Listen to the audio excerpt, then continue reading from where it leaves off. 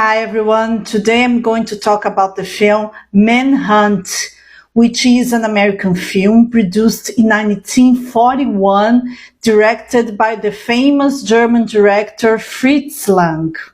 It's an anti-Nazi film. It talks about a famous British hunter who went to Germany on the eve of World War II. And he's shown in the beginning of the film pointing his gun towards Adolf Hitler, the Führer, who was in his summer house, and he was trying to shoot him. However, he was stopped by a Nazi officer who found out that he was going to shoot, and then who was arrested. Then he met a German officer who knew his reputation as a hunter and admired him for that. He talked at first politely to the English hunter and wondered if he really wanted to kill the Führer. And the English hunter said that no, he didn't mean to kill the Führer.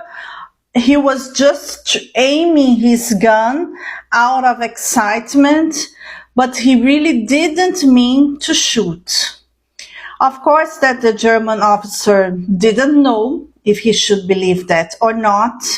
However, he insisted that the English hunter sign a confession saying that he wanted to kill Adolf Hitler and that he was working together with the British government.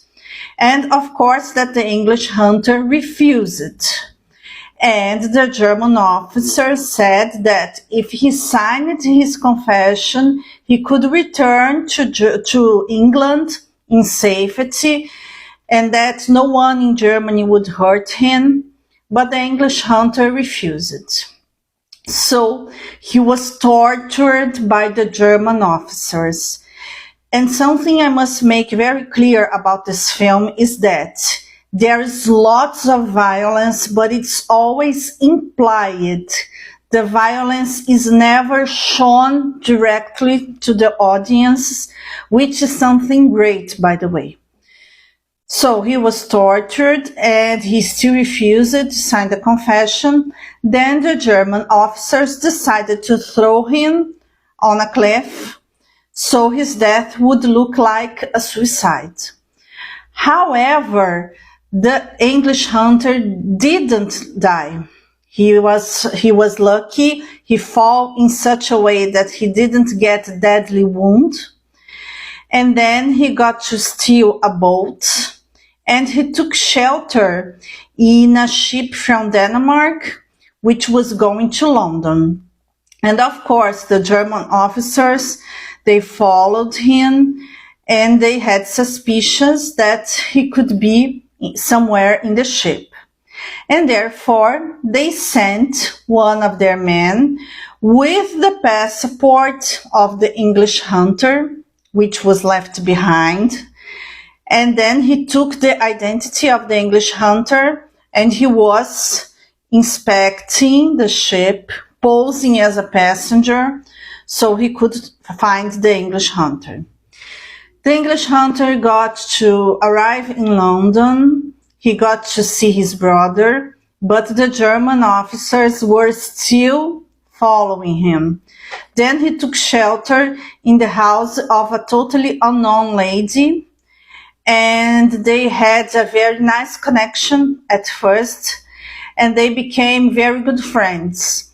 It was sort of love at first sight, which is a nice thing to soften the violence and the horrors of the war that are shown in the film.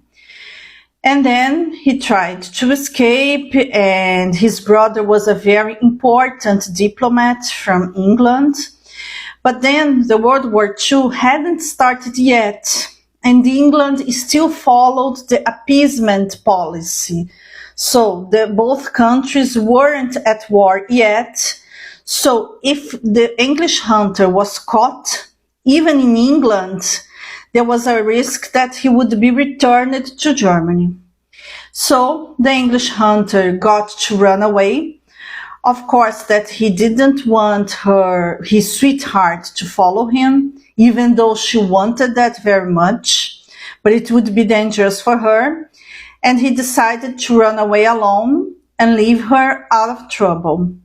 So she returned home, very sad that she couldn't follow her sweetheart. And then the worst happened.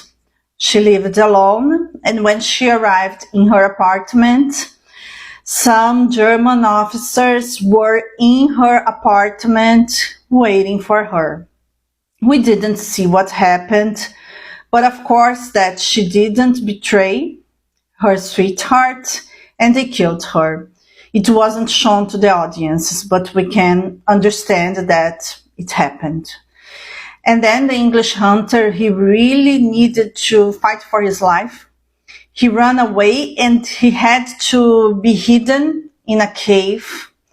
However, because he left his address to his sweetheart, the German officers got to find him, and one of them followed him to his cave and blocked the entrance of the cave and trapped the English hunter inside. And the German officer said that if he didn't sign the confession, that he would be trapped inside the cave and would die. Then the English hunter still refused to sign the confession that he tried to kill the Führer, backed by the English government. However, at some point, he pretended that he wanted to sign the confession to gain more time, and at the same time he got to manufacture a kind of bow and arrow, and it's interesting that the arrow of his gun was the hairpin of his sweetheart, because the German officer told the English hunter that his sweetheart was thrown out of the window because she refused to give any information about him, and he gave as a proof that she was dead her hat, but there was a hairpin in her hat, and he used this as an arrow. And through the air hole, he got to shoot the arrow, and it hit the German officer, who was seriously hurt. Then the English hunter got to leave the cave, and the German officer was wounded. He got to shoot him once before dying. The English hunter was seriously wounded, but he survived. And by this point, World War II had already started. And then he enlisted in RAF, the